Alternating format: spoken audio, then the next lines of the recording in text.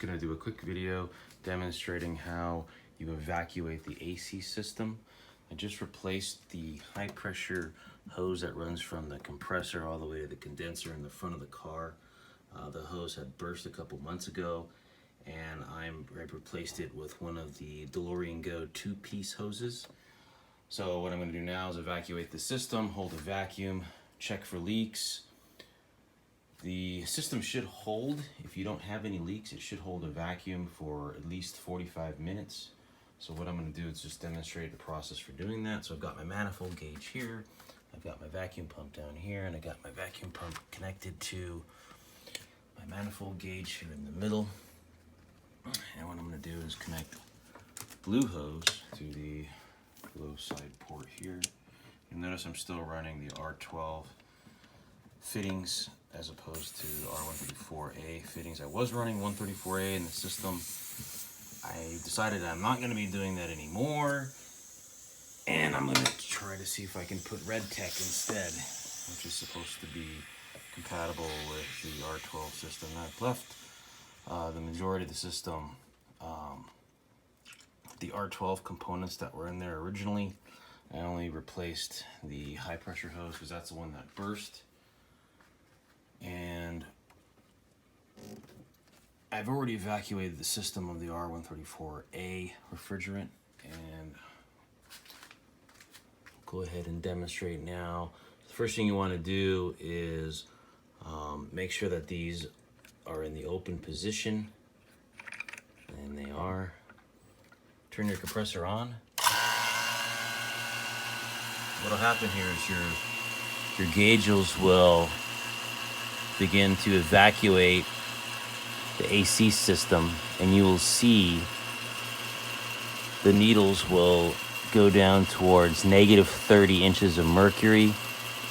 As long as you can hit pretty close to that, like about negative 29 or so, you should be good. Once you do hit that, the recommendation is to leave the pump running for at least 20 minutes.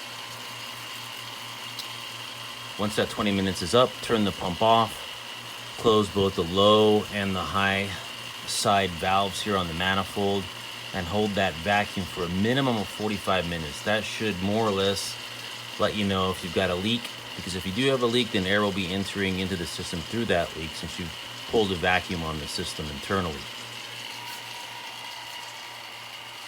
So just for this demonstration purposes, what I'm going to do is I'm going to go ahead and close these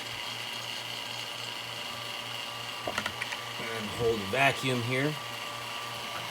Turn off the pump. And I should not see the needles go to zero if I don't have any leaks.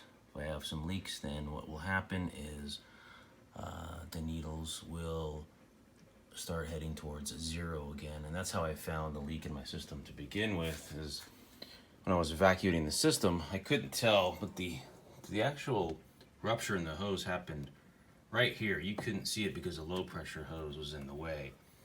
Once I evacuated the system, turned off the compressor, turned off the pump, I then heard this hissing sound of air entering the system. You can walk around the car when you've got a vacuum pulled on your system and try to listen if you hear anything. Try to detect a leak that way. You can also use an air compressor to pump air into the system and check leaks that way. Like I said, I'm going to switch over to Red Tek. I was using 134a. The system isn't rated for that, so I don't know if the rupture in the hose was due to using R134a. It was a hot day. I know that R134a operates at a higher pressure than R12, but I am going to be switching over to Red Tek. I will also be posting a video on how I went about changing the hose. Using a stock hose, which is just a single piece hose, you are required to separate the body from the frame in order to fit that into the cavity that the hose is routed through in order to reach the condenser.